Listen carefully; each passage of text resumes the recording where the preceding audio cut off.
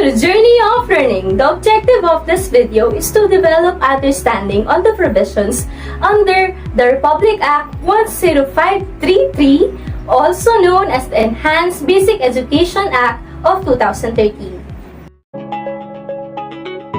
Republic Act 10533 is an act enhancing the Philippine basic education system by strengthening its curriculum and increasing the number of years for basic education, appropriating funds and therefore for other purposes. This law was approved on May 15, 2013 and signed by our former President Benigno S. Aquino III. This took effect on June 8, 2013, also known as K-12 program. This law is called Enhanced Basic Education because it expanded years of schooling in basic education from 10 years to 12 years, encompasses at least 1 year of kindergarten, 6 years of elementary education, and lastly the secondary education, which consists of 4 years in junior high school and 2 years in senior high school education. There is a need to enhance basic education in order to give every student an opportunity to receive quality education that is globally competitive, that will based on pedagogically sound curriculum that is at par with international standards.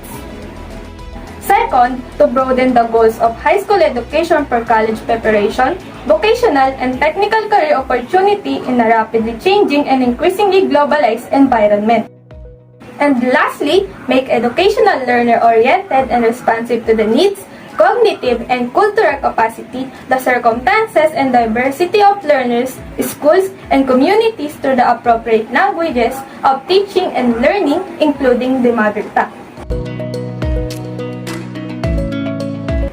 One of the challenges is the financial ability of the children and their parents to sustain them through 2 more years of education in K-12 system in the Philippines. It also put pressures to Filipino teachers, especially in public schools.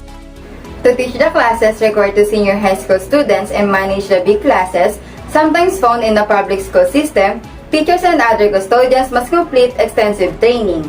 The government's actual education budget in recent decades never reached 4% of the GDP, while the global standard is pegged at 6% of the GDP. Hence, the K-12 program will be underfunded with predictably disastrous consequences. The K-12 educational system forces teachers to carry heavier loads since it frequently fails to meet their needs and standards for providing them with the tools and materials they need to be prepared for each class they are required to teach. The Enhanced Basic Education Program shall include, but not limited to, multi-grade education program, programs for learners with disabilities, madrasa program, indigenous people education program, and flexible learning option. This ensures to address the welfare and different needs among the learners.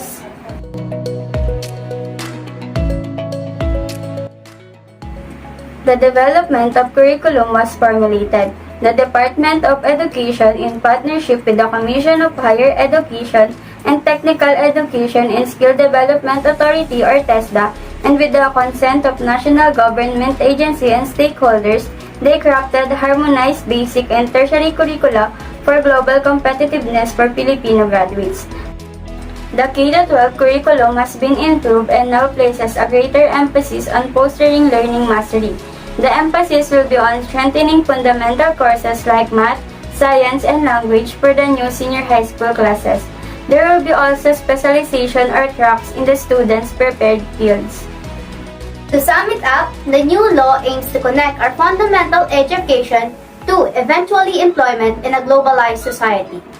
This accomplishes by utilizing language to boost our learning abilities and maximizing time spent in secondary school to prepare us for careers of our choice.